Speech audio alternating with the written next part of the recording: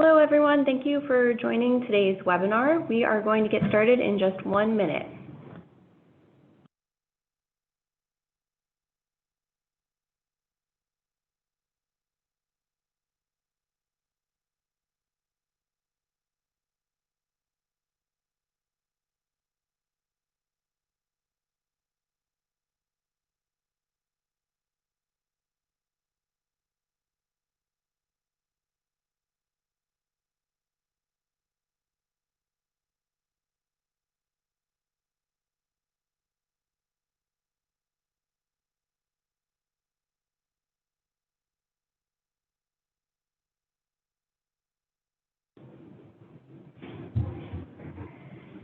Good afternoon, and welcome to today's Link Senior webinar. Just a few housekeeping items before we begin today. This webinar is providing one free NAB, NCAP, and NCCDP CEU credit. To be eligible for the CEU credits today, you must stay on the webinar for the full hour. The Zoom meeting room will track how long you remain in the room and will send that as a digital report to me. We are not able to provide CEUs to people who join only by phone. At the end of the webinar, I will provide the required post-webinar survey evaluation link in the webinar room chat box. And I'm also going to send that through a constant contact email message. So please be sure to check your email spam folder in case it lands there. You must fill out that survey if you want CEU credit no later than midnight this Thursday, February 20th. If you are not looking for CEU credit today, we still want your feedback. So please go ahead and fill out that survey as well. CEU certificates will be issued on Friday, February 21st this week by email. And again, please check your spam folder in case it lands there. We'll also be sharing a copy of today's webinar slide deck in the constant contact email message that goes out this afternoon. And with that, I'm going to hand it over to Link Senior CEO and co-founder, Charles DeVillemorn. Thank you so much, Megan. Hi, everyone. Good afternoon, good morning. It's a pleasure being with you. Thank you for taking the time to meet with us. Today's webinar is particularly interesting as we focus on people that are actually doing the work, and that is both Dr. Stelter and Pam Mills. You might remember that we highlighted that type of work back in November, and we had a number of requests to continue doing the same, but also to hear from another perspective, which is the corporate, quote-unquote, corporate perspective. And so you'll see, as I go through the bios, both Dr. Stelter and Pam have extensive knowledge and expertise in supporting different types of organizations and then supporting it at the corporate level. But let me give you a little bit of background on who we are, what we do, and why we're doing these webinars before we get into the content. As you might recall, some of you might recall, we started these webinars about 2 years ago and have met incredible success. The reason why we initially started was a request from clients and people we heard from that it was difficult to get education. It was difficult to get quality education, and some occasions also, staff can leave their buildings, their communities to meet their CEU requirements.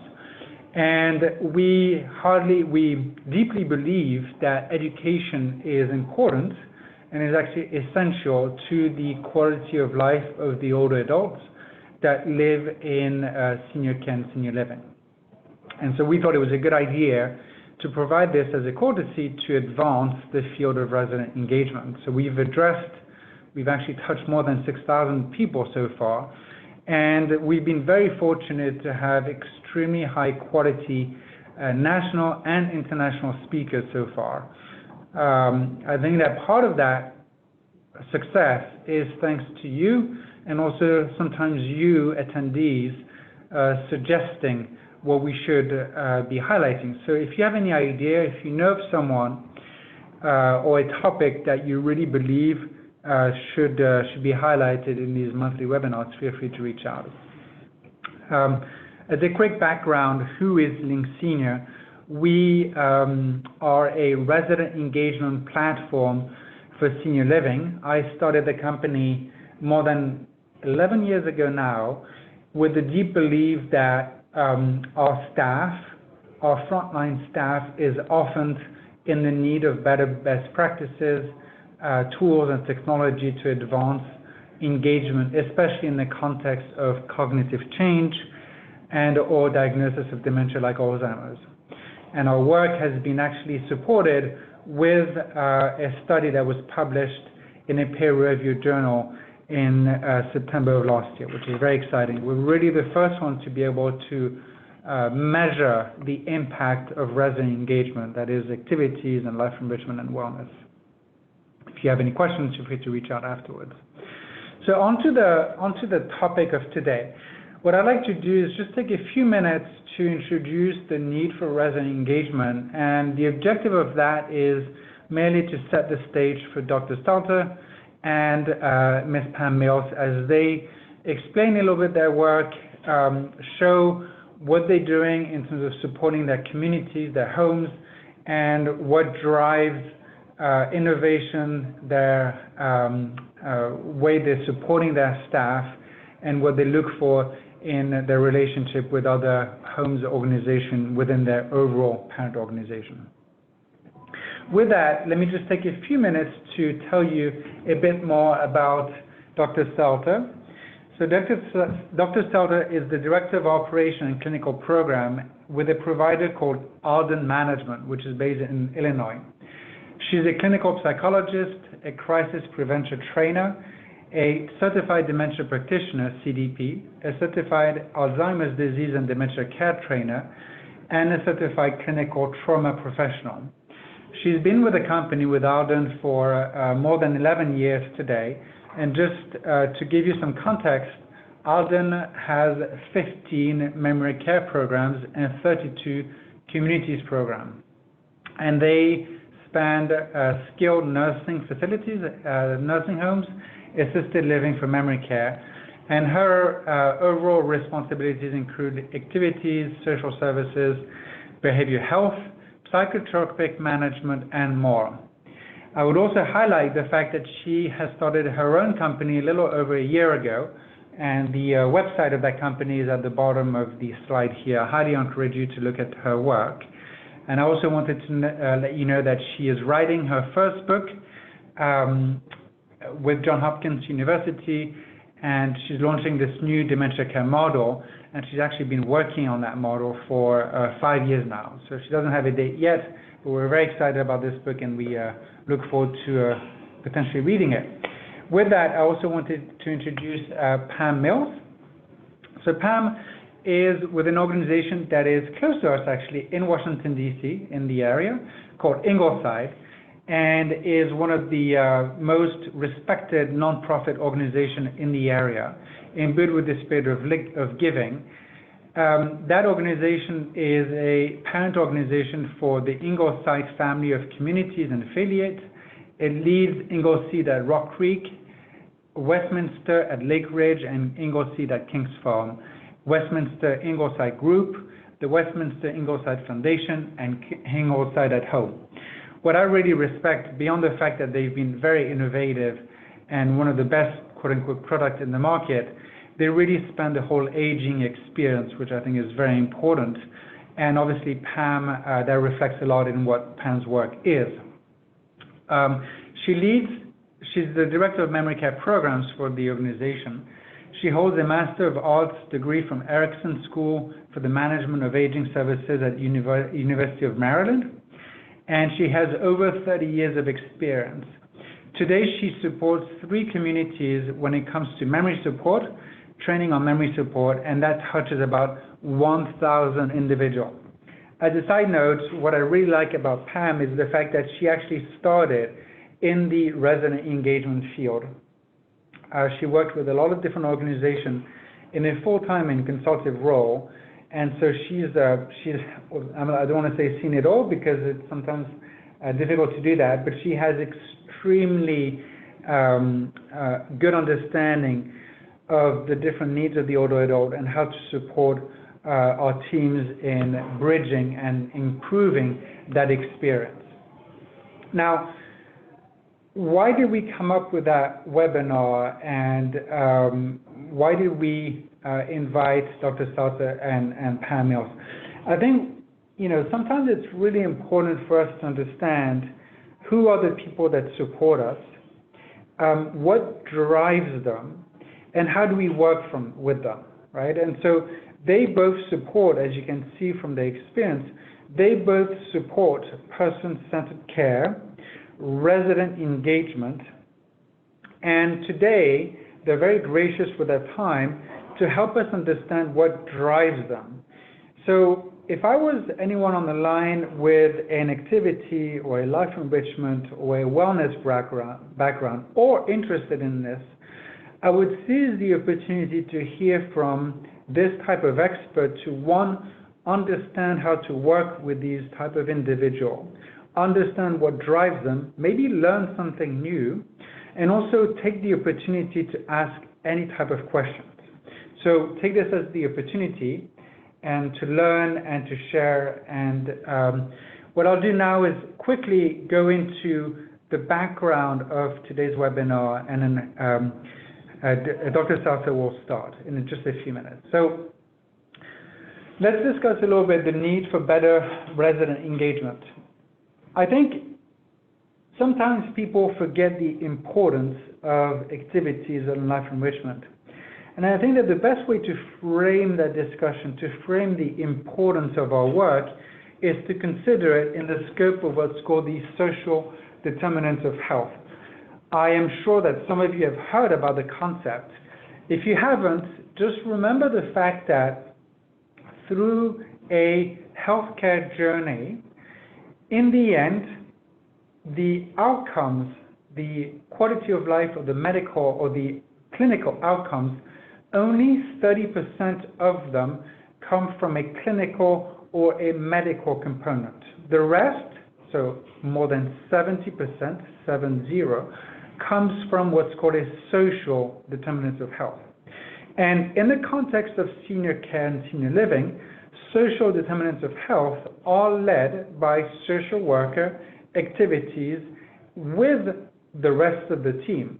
But the point is that as an activity director or a life enrichment coordinator, we have the opportunity to influence almost, or slightly more actually, more than 70% of the quality of the life of the audience that we serve. So this is to speak not only about the importance of our work, but how much impact we can have. And I think that the best context for this is to think about the fact that if not all, a lot or almost all of our residents actually need us, right? If we take into account the fact that in senior living and with cognitive change and or a diagnosis of dementia, a lot of people, so I love this quote from Abraham Maslow, a lot of people need us to stay connected to purpose, right? If you read this slide here, it tells us basically that what a man can be, a man or woman can be, he or she must be. And in the context of a cognitive change or dementia like Alzheimer's, we need to help these individuals be who they ultimately must be, right? So that's very important. And a good way of understanding how to improve, how to progress, is this framework that we started, actually we put in place more than a year ago at Link Senior, which is all about our work, right? What are the three most simple questions that help us improve what we do for the older adults that we serve? One is, are we actually engaging everyone? Two, are we engaging people based on who they are, their needs, their preferences, what's the source of purpose? And obviously, three, how are we maximizing well-being and outcomes? So the work of Dr. Stelter and the work of Pam Mills on the line today is a lot about understanding how do we enable this in the communities and the homes we serve, but also, probably as importantly, how do we support people like you on the line, the staff, so they can then answer these questions for all of the residents we serve. So obviously, this needs to be put into context where we know that resident engagement is difficult, right? And we know that the standards aren't great. But I think as always, it is also a huge opportunity for us to improve, not only in terms of number, like the quantity, but also the quality of our work. So I really look forward to hearing from our panelists today of how do we improve quality of programming and life enrichment for these older adults.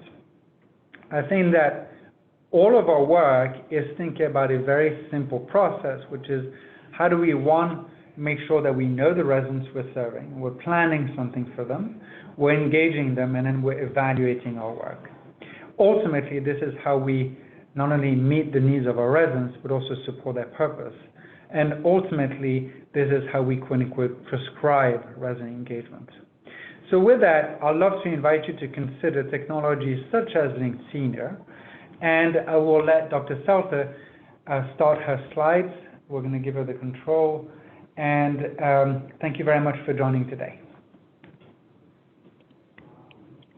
Thank you, Charles. I first want to thank you, Charles, and Link Senior for this opportunity to speak, and also want to say that I am honored to be on a panel with Pam, so looking forward to her presentation as well.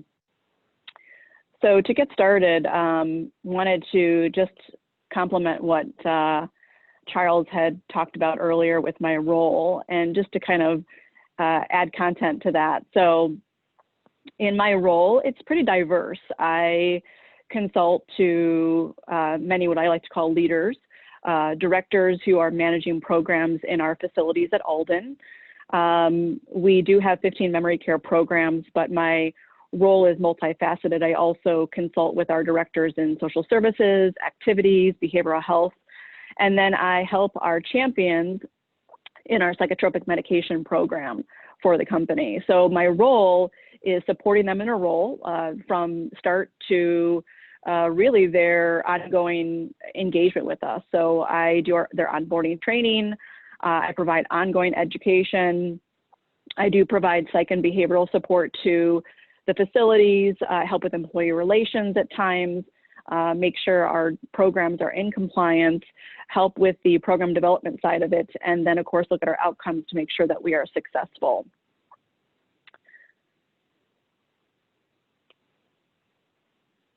When asked to do this with Charles and speaking to him further, we talked about how can I kind of paint a picture for professionals to really look at how to better their programs. And so I tried to break it down into 3 areas that I practice on a regular basis that I know have helped Alden and other areas of my business to really make sure that there is success and drive success.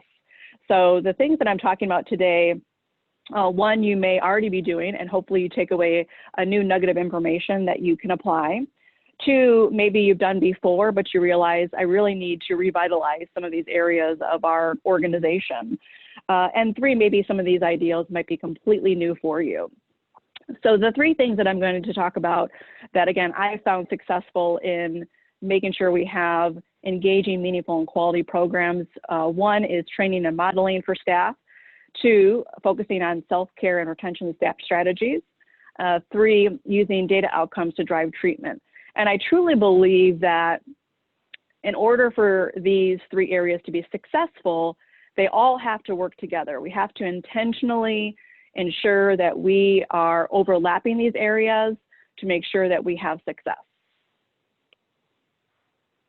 So the first is training and modeling. And so I list a variety of opportunities here to talk about training and modeling. 1 is to make sure that your organization has a structured onboarding process with an orientation schedule.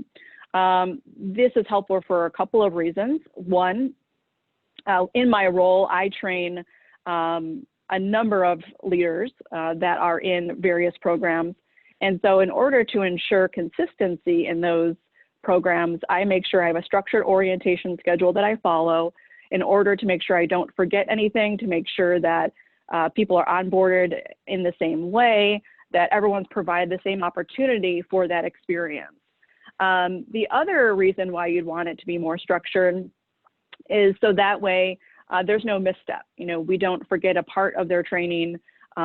We aren't leaving out anything that would be appropriate for their engagement. I truly believe that your success of your leaders in your company are going to really thrive based on if they have a great orientation process. I can speak from previous experiences outside of this organization that I work for, that been in situations, I've been in front of supervisors who didn't provide training and it did not lead to successful outcomes. So I truly believe you have to have a structured onboarding process for new hires. The second area is create a coaching program or a mentor of sorts. We did this at Alden, specifically in our memory care program, and it actually has increased our retention rates for staff. And so again, here I'm talking about staff retention already. And so again, you're going to see how some of these areas overlap each other. But if you start the coaching program from the beginning, when a new hire starts, this allows a couple of opportunities for that new hire. One, it allows them to be able to connect with someone at their level right away. So they're creating a peer-to-peer relationship that they can trust and they can go to in time of need. But two, it also encourages the coach to be able to take on more leadership opportunities to guide and mentor new hires and kind of put that notch in their tool belt, if you will. I think it's really integral to not only, of course, provide that structured onboarding process, but don't let training opportunities stop there. Make sure that there's ongoing training and education for your staff to ensure that they are provided the tools that they need to be successful. Modeling and assisting as a leader myself is integral, and I encourage corporate leaders to be a part of that process. I tell my leaders that I support is that really it's about if I can do it, you can do it. And so it's kind of an all hands-on approach. I also believe in providing supervision or debriefing sessions, especially for new hires, because it allows for opportunities for change. So when things happen at the building level or happen in situations and scenarios with residents or with families, that we are kind of revisiting those situations and talking about what worked and what didn't work. This allows for opportunities for us to be able to learn from those experiences, but then also to continue to build our team to be stronger.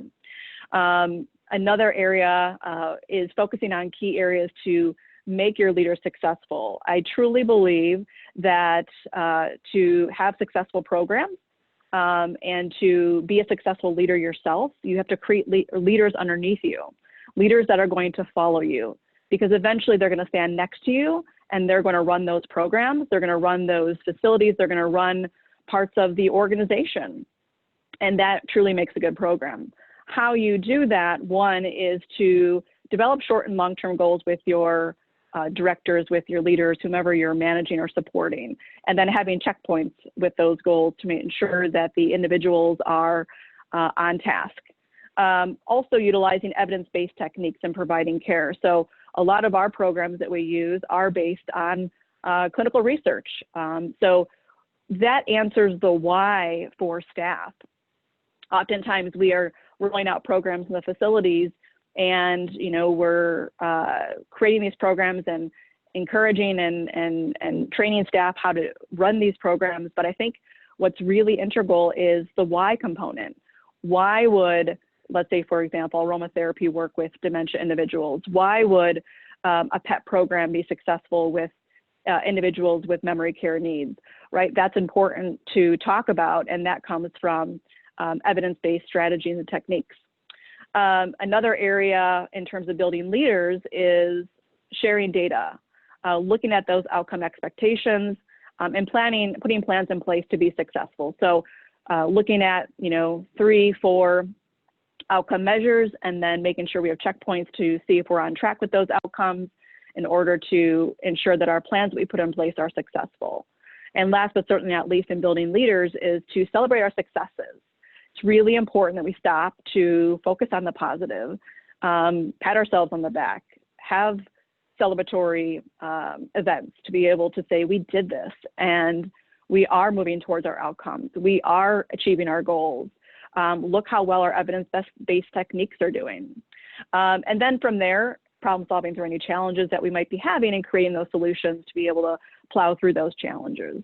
So I truly believe that if you implement a training program starting from the beginning, when individuals that you support are onboarded, you really will instill competence, confidence, and dedication in those employees. The second area in terms of developing successful programs, I believe, is to focus on self-care and staff retention throughout the time that you're supporting your staff. And so I've listed a number of ideas of how to do this. And again, we're back to overlapping from number one when we talk about that structured onboarding process. So make sure that's in place to ensure staff retention. Creating that coaching program, make sure that's in place as well. And then shifting gears to, in order to retain staff, is to have a self-care program. So ask yourself, you know, does your company, does your organization focus on wellness? Have you had your staff create self-care treatment plans? You know, we focus on treatment plans for our residents, but have we had our staff create their own self-care plans? What does that include?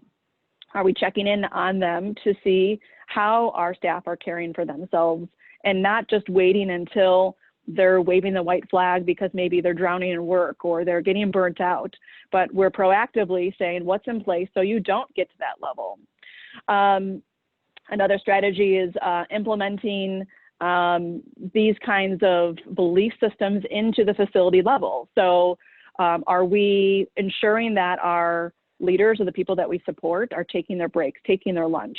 We're so busy. We're taking care of our residents all the time, their families. Are they taking those breaks? And if staff are feeling overwhelmed, are we encouraging time for them to self-care, saying things like, okay, why don't you go ahead and go take a walk or go get some fresh air? Are we encouraging that at moments where we feel like our staff are really struggling? Another piece of this in terms of staff retention and really about staff investing themselves into the overall culture of the building is including staff all the way from the front line up into building processes for the facility. That really creates buy-in and opportunity for people to feel invested, that their ideas are coming to fruition, and that their commitments are being respected. Another idea is, again, providing that supervision or debriefing sessions throughout the time that the individual is working under your support to ensure that they feel like they are being supported in their role and they are provided that guidance. Another thing that I think is truly important is holding our staff accountable. And really it's about, not so much about, yes, there's policies, the regulation, those kinds of things, but accountable to themselves in their role, whatever that might be, whether it be that they are a director of a program, or that they are the nurse lead on the neighborhood, or that they are overseeing or scheduling staff, whatever that might be. It's holding them accountable so they can surpass just the minimums. They can be better than what they have ever been. Again, building leaders in order to, at some point, stand next to you. That's what's important. And you do that through accountability. Then also offering team building exercises. It's not only fun, of course, but it does increase the support. It increases the ability to get to know each other, to be able to eventually rely on each other in time of need. Again, celebrating those successes, again, overlap from number one, but I think it's so important when it comes to, it does help with our own self-care needs, and it helps people continue to be excited to work for the organization and support their residents and their staff. And I'm a big proponent of this too, is let them grow rather than staying stagnant. So I encourage an organization to allow individuals to be promoted within, to grow in the area that they feel they would like to be successful at. If they want to head in a different direction and your organization can support that, or if they want to grow in the current position that they're in, allowing your organization to support that, I think is important. Again, for retaining staff, but also for that individual to feel like they're taking care of themselves and that their needs are being heard. With these strategies, and when I've implemented them with the staff that I oversee or support, is that it really encourages the process for happier, healthier staff. And in the end, really, you have then happier, healthier residents. The third area I want to touch upon is data outcomes. and Charles and I have talked extensively about this. I'm a data-driven person, and I think that data, again, starts with training and onboarding new staff so they understand the why. Where do we come from? Where do we want to be? And how is their position so important to get us there? Areas that I've reviewed in the past, this is perspective to diagnosis if we're talking about dementia or maybe someone who has depression or whatever it might be. These are the various areas that you can see listed there that are common in long-term care that I have found that I can use. How I analyze this data is looking at, are our residents functioning better at admission or from admission or since last quarter? What's worked, what hasn't worked? If they are staying stagnant in their care with no improvement, but they're not necessarily declining, let's consider the diagnosis. Is it part of their disease, or are there obstacles that we're facing here? Or could it be that the resident unfortunately has declined since admission or the last quarter? What's contributed to that decline? What are some new interventions that will be implemented to work towards improvements? So I'll give you a little quick example. So if you look at activity-based data, I encourage the leaders who run our activity programs and memory care programs at Alden that we're focusing on looking at how engaged are the residents on an individual basis, and then also looking at that globally. But let's say we look at a resident individually and we say, okay, we've noticed that, in the beginning of the month, she was very active. She was attending groups. She was also engaged in one-on-ones. Maybe that was her preference, attending maybe 2 one-on-ones a week. And then all of a sudden, mid-month, we find that she has not participated in groups very often. She is declining her one-on-ones. She seems to be isolating more in her room. We then take a look at it and say, okay, why? Why is that? And so having the leader do checks on a weekly basis on looking at the activity-based data to say, okay, is our resident engaging like she normally would? If she's not doing that, why? And so this particular individual, we might look at, okay, let's go ahead and assess for depression. Let's go ahead and assess for any physical needs that might be going on. Has she had any falls lately? These all can contribute to an individual not participating. And so the activity-based data is actually giving us kind of a leadway in or a kind of a heads up to say something else might be going on with our patient. And so from there, with our resident, and so from there we can say, okay, now that we've evaluated these other areas, we need to take a look at how we can treat depression if that's the case, or treat a physical condition if that's the case, or treat if there's been some recent falls. So that way we can get them back into the engagement process and get them back into, the life of the facility. And so that's just a brief example of how I would use a combination of those data points to say, okay, how can we make sure the quality of life is sustained for that individual, if not improved? And this really is going to, when you're looking at data outcomes, it's going to improve really the overall success of the quality of life of the residents' care, but then also the staff are going to feel as if they're making a difference in the residents' life and that they're progressing things forward. And this is really a win-win, what I call a win-win for both the residents and for our staff as well. So I hope that was helpful for those 3 areas. Again, they do overlap with each other in terms of being successful. You want to make sure that we are synergistically working those 3 areas together on a regular basis in order to really provide engaging and quality programs. Thank you so much, Dr. Stelter. What I obviously, among many other things, what I really love about hearing you talk is the fact that it's, in the end, as always, people first, right? Like, our staff in our homes are the ones that are providing the experience, the care, the engagement to the older adults, and we need to take care of these people. And obviously, the second aspect, which you and I, as you said, have discussed many times before, is data. What are we measuring? What are we improving? And how can we support our staff and our residents so they live with purpose? So thank you very much for that. Very exciting. I'll do a quick transitions slide, and we are going to allow Pam to deliver her slides. Pam, do you have access to control to the slides now? Yeah. Go ahead, it's all yours. Hi. So Hi, I'd like to. Hi. Can you hear me? Yeah, very well. Very Okay. well. Yeah. Okay, great. Hi.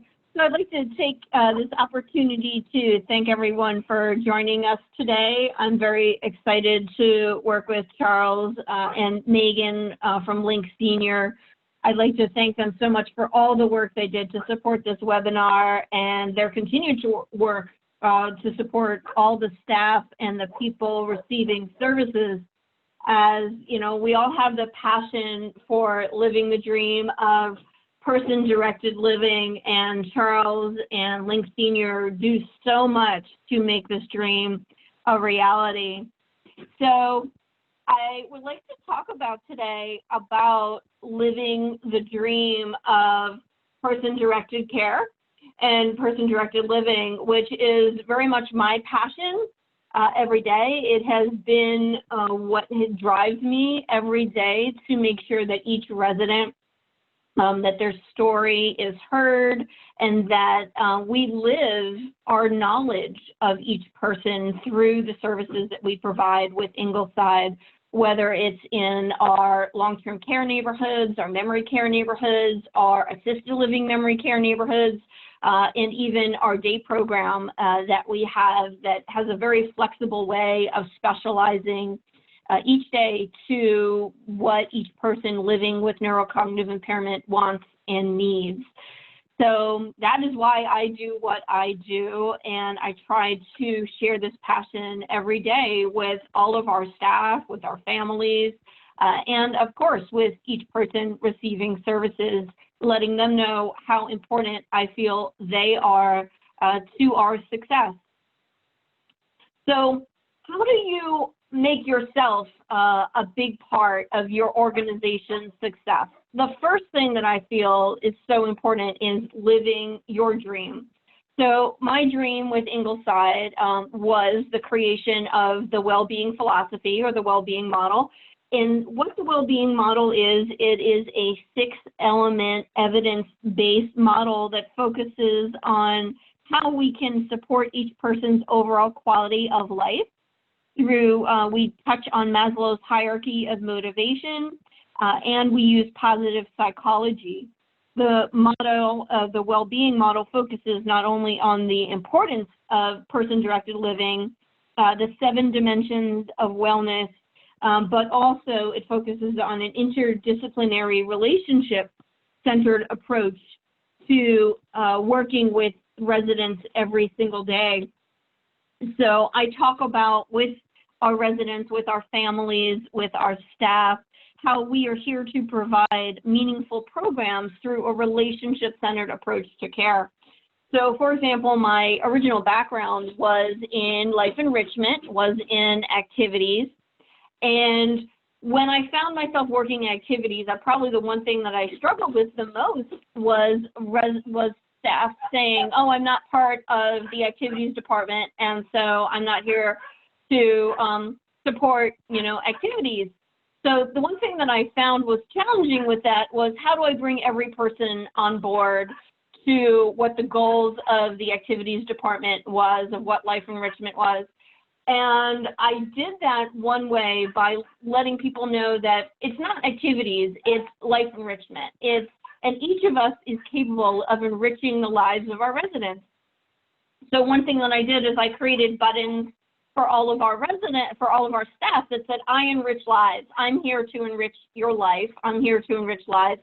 And we rewarded these buttons to everyone in the staff every day that we saw was going, honestly, even above and beyond, but also living our dream of person-directed living, of saying, hey, you're here to enrich the life of our resident, and I see that you're enriching the lives of our residents. Here's a button, please wear it, saying, I enrich lives, I enrich your life, you enrich all of our lives. And so that was also part of the well-being model, of bringing everyone aboard to saying, we're all in this together. We're all responsible for enriching the lives of our residents.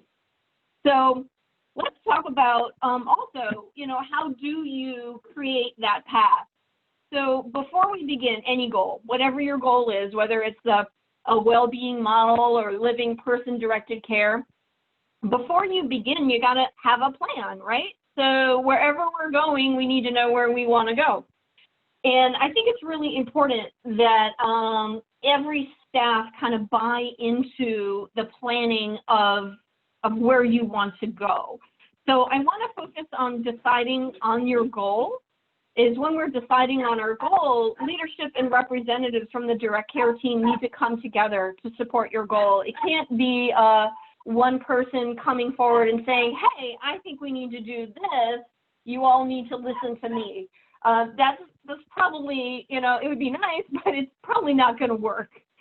So it's really important that when you're establishing your goal, that every person comes on board to say what they think that goal is and what they feel like they need from their seat. As Jennifer was talking about earlier, how she likes to encourage each person to stand beside her as a leader. We call it at Ingleside leading from your seat.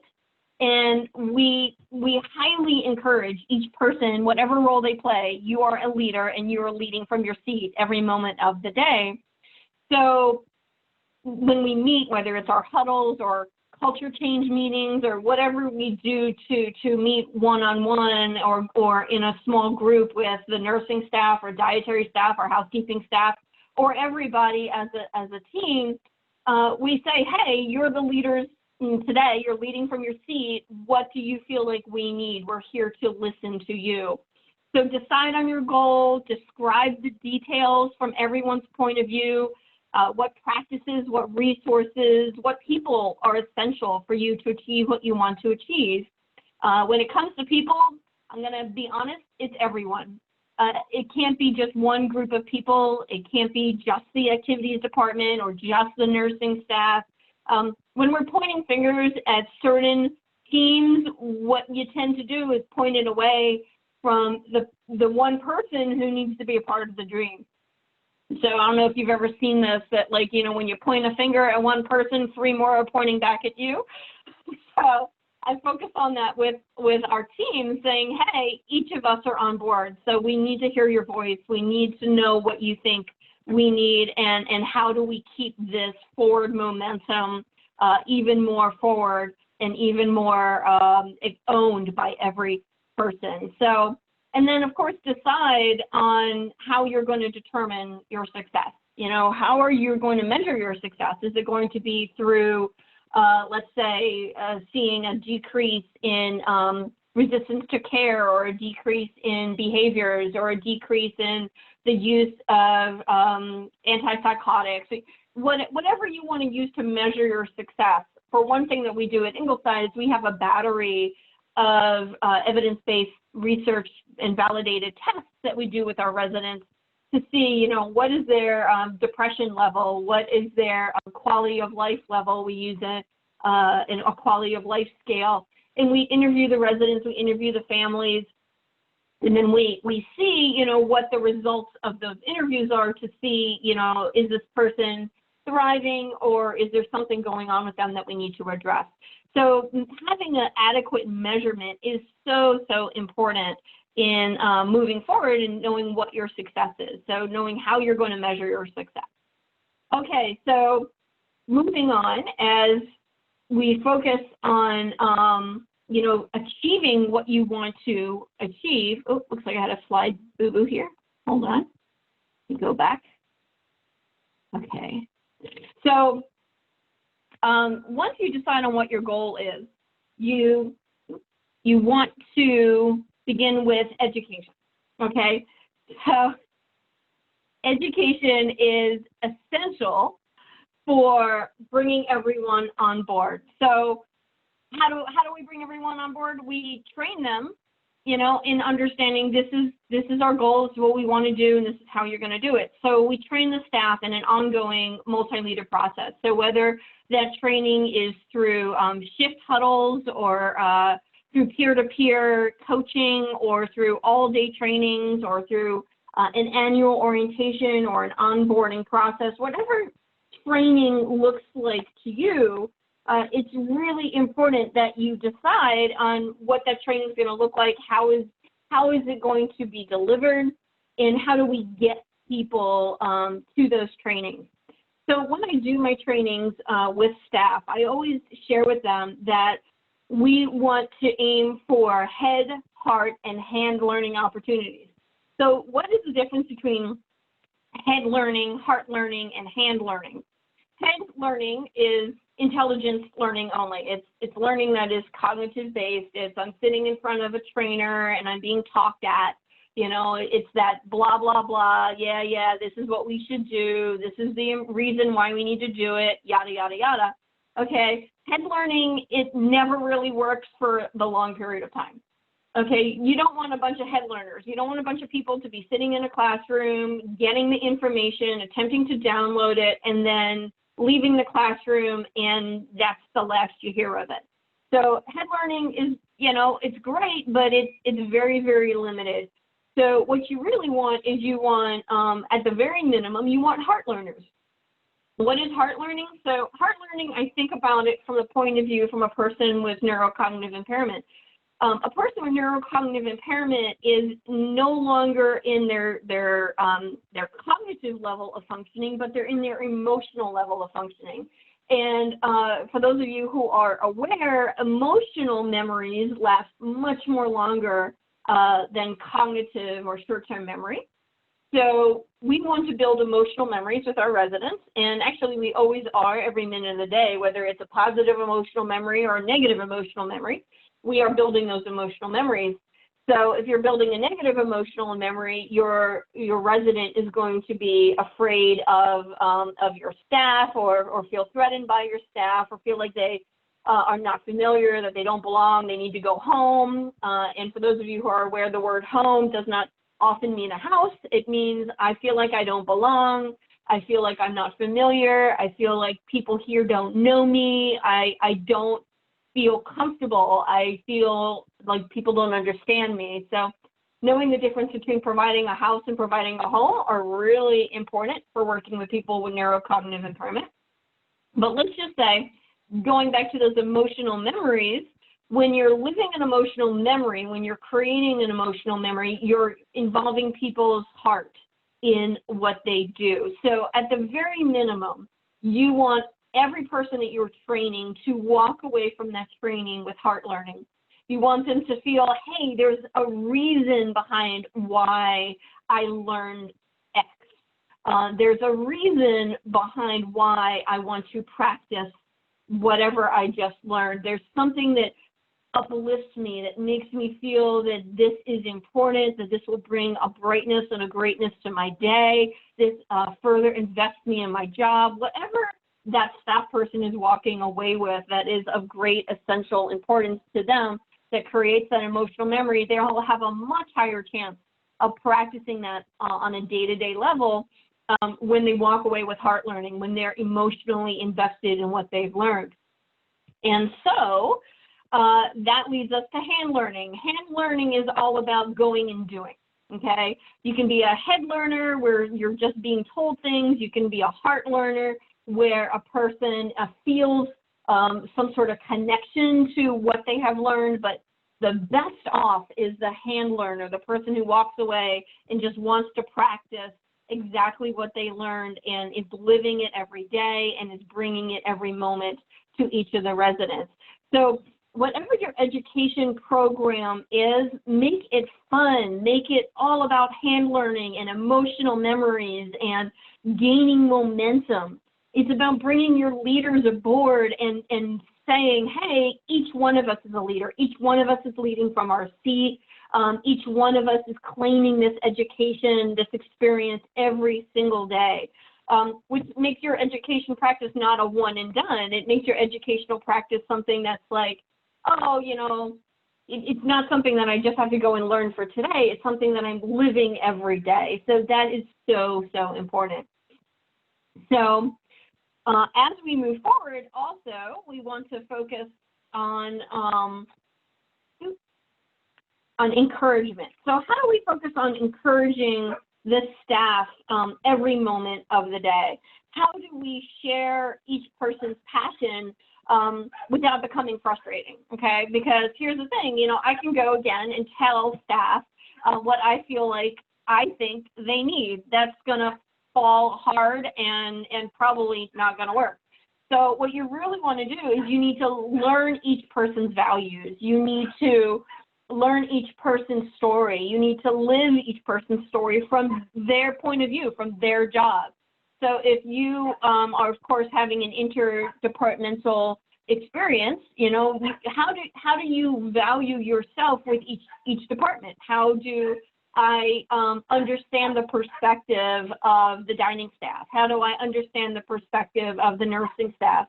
How do I understand the perspective of every CNA and why they do what they do and what brings them aboard? How do I relate to each person from my point of view to their point of view so that we can be in this together? So that's really what encouragement is. It's going to your current staff and noticing their passion, noticing their reward to the commitment of your dream, how they demonstrate the effectiveness of your dream. And seeing like, hey, I see your expertise. I thank you for what you do. You are so important to our goal, and I'm excited to have you on board. I am excited to have you living this with me. And this is also what you do with your practice is you continue your team brainstorming. You continue your huddles. You continue to meet with each person that you feel is an important part of that dream and saying, hey, you are so essential to achieving this. How about you be a peer leader? How about you be a coach? How about you you join me for my training to speak to the new employees that are coming in and sharing with them, what drives you and being that representative. So speaking of future staff, the vision starts with your hiring practices. When you're interviewing new staff, it's really important to have questions in that interview process that demonstrates to that new employee, or we'll say potential new employee, why you do what you do and what your vision for them will be. Two questions that I love to use on my interview process is, why is it important to know a person's life history? Because we are a person-directed living community, and we want to know that when you're coming in to work with us, that you understand the value of person-directed living, and person-directed living comes from knowing that person's life history. And when I'm working with staff, I want them to know the value of that person's life history and, ask them, what would you do with the information that you gathered if you found out that the resident prefers to wake up at 10 a.m. every day?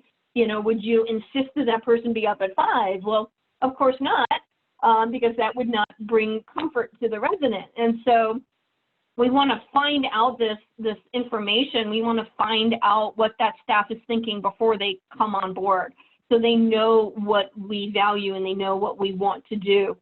So another question I love to share with them is, when thinking about the ways to have a person living with dementia live their best life, what do you think about? What is your best life? What do you feel the resident's best life could potentially be? And, how do you plan on living that through the role that you are applying for? Okay, so again, making sure that your vision is really, really clear with your current staff and with your future staff. That is truly the only way to succeed, and that comes from encouragement. The next part that it's really important to move forward in your vision is advocacy. How do we frame the future? How do, again, we make sure that each person is leading from their seat each moment of every day? That comes from advocacy. It comes from the learning that you are embracing with everybody, knowing that it is not a one and done, that it is something that you are achieving every day, that it is a journey and not a destination. So one thing that I talk about in person-directed living is that person-directed living is something that we're going to achieve throughout this moment and through every moment that we're working with our residents. It's not something that we're just going to do just for today. It is something that is part of your role every day, and it's part of the resident's life. You know, the resident is here to live their life with us. And so we want to focus on not just, you know, today. We want to focus on every day that the resident is with us, that knowing that it is a journey and not a destination, where we're saying that, okay, hey, we've achieved person-directed care today. What's new tomorrow? You know, no, that is every single day. So knowing that every person is an advocate, that every person is an ambassador for whatever your vision is so, so essential. So when we're framing our future, we also want to know, you know, again, how do we bring each person constantly aboard to living our vision every single day? So one way that Ingleside does that is through stay interviews. So you might be familiar with the usual evaluations that you might do every day as a leader, you know, the employee evaluations. So we do quarterly employee evaluations, and we call them stay interviews. And as part of the stay interview, what it is, it's not only, you know, how are you meeting our goals, but how is the organization meeting your goals? You know, how do you see yourself moving forward with this organization in achieving your goals as a employee, as a professional? You know, what talents, interests, and skills do you as a staff member have that maybe you feel like we haven't made the most of? You know, where do you see yourself, you know, in 1 year, 2 years, 5 years, as you continue with our organization? What can we do as an organization to reinvest you every moment in doing what you feel like is your best through yourself, through our residents every single day? So again, we want to think continuation instead of complete. We want to, you know, be a flame and not a sparkler. So what's the difference? A flame is something that's ongoing. A flame is something that is constantly living off the heat of the moment.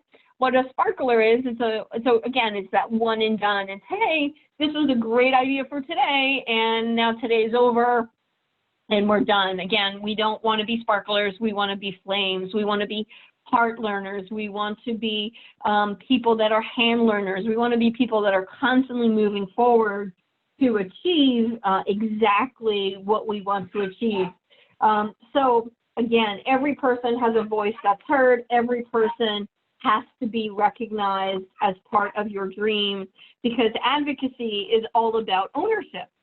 Okay, and ownership comes from every person within themselves. It is an intrinsic motivation and not extrinsic. Okay, so as Jennifer noted, we're building leaders, you know, for the future to stand beside us.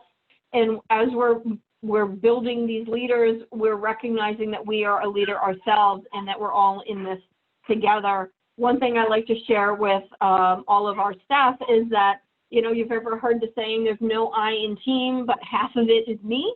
You know, so if you're spelling the word team, half of that word is me. So we have to really focus on how do each one of us come forward to advocate for what we want. How do we lead?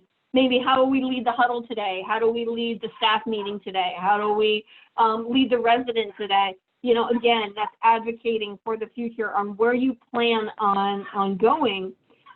For example, if, like, let's say there's one staff member that has some passive aggressive tendencies and doesn't want to live the dream with you, how does the staff work together to rebuild that team with that one staff member who's maybe not hearing it or not living it or not feeling it? You know, so how do each of us take responsibility to continue to live the experience? So in summary, I want to thank you all for joining us again, and I really, really want to, again, thank Charles, thank Megan, thank Jennifer for joining us, because we all need each other. We all need each other to achieve. We all need each other to feel well, whether it's doing your job or feeling well in your day as a resident. You know, it's all about each person needing each other. So I want to thank you for your time, for coming to join us. And I want to give it back to Charles. Okay, all the best. Thank you so much, Pam. Actually, thank you both, Jennifer and Pam, for this extremely informative webinar. Fortunately, we're not going to be able to have any questions, but I'd like to encourage anyone on the line to follow up with us by email or phone if you have any questions regarding the program today. Again, Jennifer, thank you very much for your perspective, Pam, your perspective. My personal wish is that everyone on the line learned at least one thing today that helps them care of themselves, and as importantly, not as importantly, but also very important, I should say, care for the older adults that they serve today. With that, I'll leave Megan, just give us a few administrative details, and I want to wish everyone a wonderful rest of your day. Thank you again, everyone, for joining us. I am putting the survey link in the chat box now. As I mentioned earlier, you'll be receiving that CEU survey by email this afternoon through Constant Contact. Please check your spam folder, as it might land there. And then on the screen now, you'll see our upcoming Link Senior webinars from now through the end of the summer. Next month, we're excited to have 2 members of the Greenhouse Project team joining us to talk about their best life memory care approach. So we hope you'll join us for that. You'll receive a reminder via Constant Contact this coming week with the registration link. And we hope you'll join us for some of these upcoming webinars in the spring and summer. And thank you again for your time today, and thank you to our speakers. Take care, everyone. Bye-bye.